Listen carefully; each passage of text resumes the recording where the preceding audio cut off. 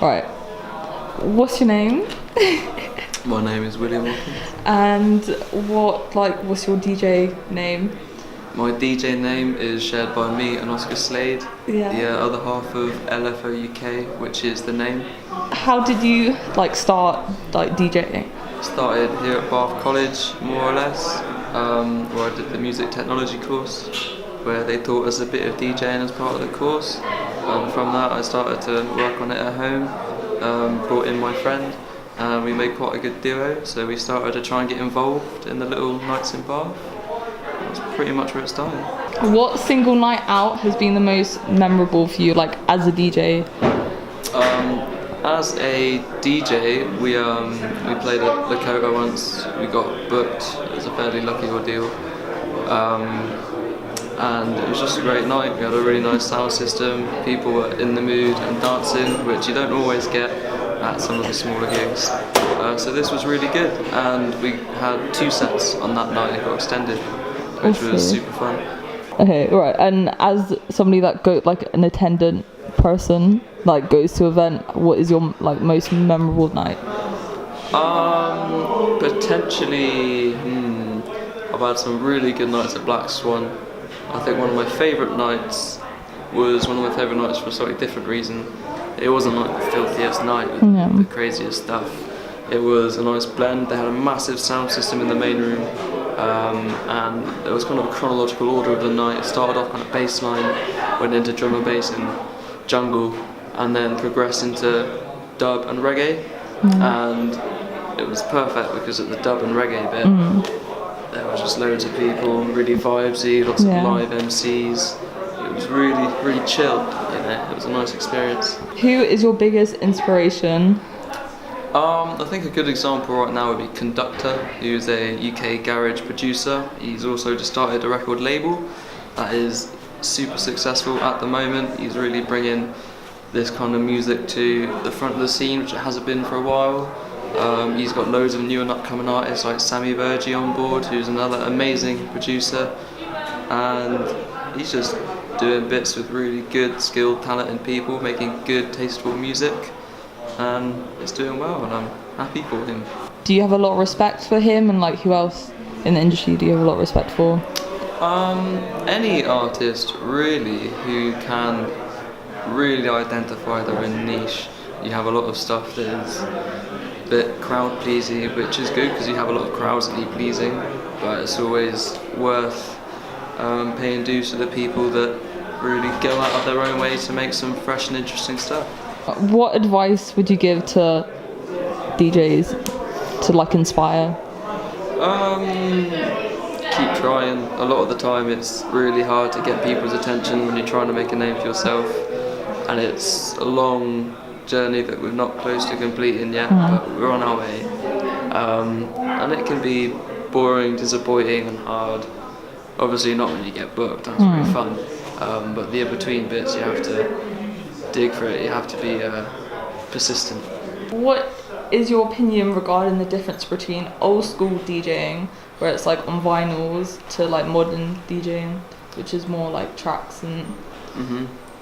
I think the primary difference is vinyl is more of a craft that takes a lot of practice and feel to accomplish, a bit more complicated version of riding a bike. You have to find the balance and then you can do it. Whereas digital, whilst there's a lot more things you can do and you can come up with much quicker, more exciting stuff potentially, it's a bit like a bike with the stabilizers. You just hop on and then you can basically do it. Sure. And which one do you prefer doing? I prefer vinyl. You can't, as I said, you can't do the really crazy stuff like looping. It's just the record turns, you can slow it down, speed it up. But I prefer vinyl. There's a lot of satisfaction in having the song, and because it's harder when you get it right, it's just a lot more satisfying, and it looks cooler, basically. It's too noisy. Cretin. Legit. You're gonna edit this? Yeah, I'll edit it out. Alright, so I can do anything I want at this moment.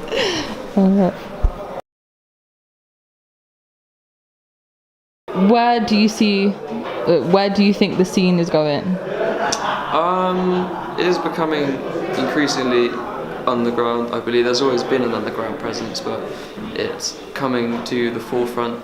I think I'm also seeing music like English dance music like UK garage and jungle. I was speaking to a friend of my girlfriend's recently who came from Portugal, and I was really surprised to hear that they love jungle and UK garage over there. That just totally surprised me. I thought it would just be all trance, which is what I've heard, but no, it's spreading. What is one subgenre you think that doesn't get enough attention that deserves it? I'm not sure if it's a subgenre, but maybe dub. You know, there's some new age dub stepping into dubstep, but not the crazy American dubstep that most people think of when you hear dubstep. Yeah. Like original, like Bristol dubstep is a very unique, low-down sound, and I think that's probably misrepresented, or not misrepresented, but I think it's relatively small compared to how sick I think it is. How do you make like the crowd like enjoy the music, like get them pumping? Enjoy it yourself, basically.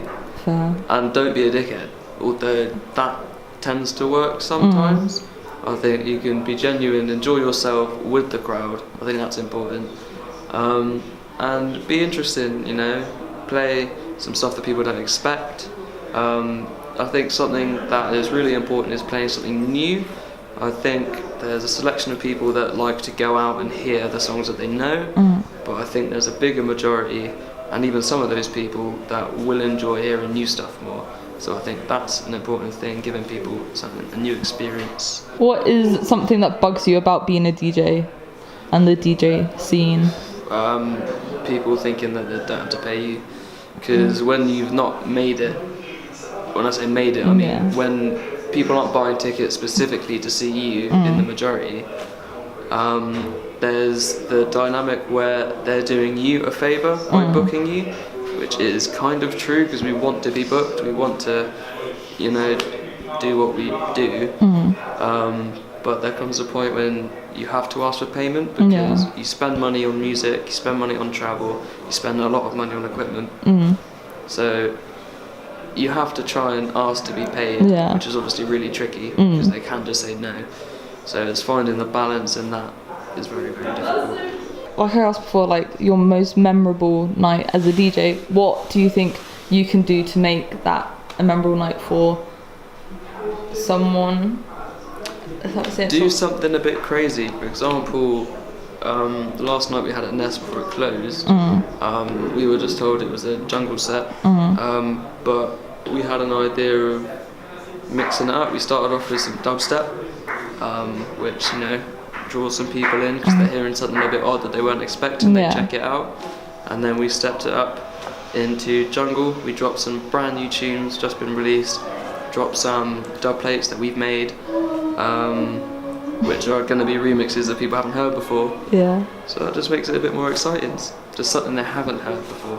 What do you expect from the venue and organizer to give to to you as a DJ? Money. It's also nice to have a few free drinks because they can be quite expensive, and if you're already not getting paid very much, it's nice to have those. Most importantly, good equipment. Some venues don't spend as much as they could on their equipment, turntables being one of them. You have to be quite careful, check them before, bring your own styluses. Also just, I think, general upkeep, keeping the place somewhat nice so you don't get ill when you go, which has happened. Is there anything you want to say regarding as being a DJ? Anything you can tips you can give me as a promoter and somebody that's like booking you, and what I could do just in advance? Look for skill, maybe. You know, I think there's sometimes when you just book maybe someone that people are talking about more, but just having an ear for the music, because then you can define your own brand by the genre, because you know what you like, and if you provide that, or predict what you think other people will like and provide that well, then, you know, you'll have your direction.